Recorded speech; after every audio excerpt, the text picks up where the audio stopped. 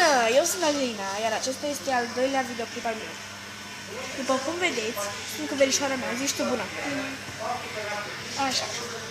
Îmi pare rău că n-am făcut alaltele videoclipurile, dar am fost toată ziua la canto. Îți dați seama? Dar să sincer să fiu, a fost foarte frumos. Să știți că da. Așa.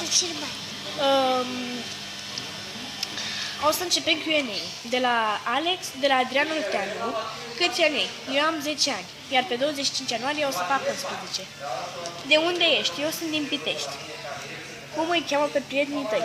Alex, adică Adrian Olteanu, dar lui zic Alex, pentru că așa îl cheamă. Bianca, Smaranda, Rare și Teodora. Câți abonați vrei să ai în viitor? Păi depinde cât merit. La ce concerte ai fost? Am fost la Antonia, Smiley, WhatsApp, nu mai știu la care am fost. Câți membri sunteți în familie? Eu, tata, mama și frățiorul sau surioara mea, încă nu știm. Vei face o tombolă cu mine? Sigur, voi face o tombolă cu tine, Adrian.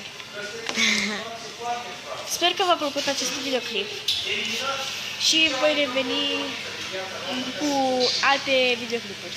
Să-mi dați like, share și subscribe. Vă pup!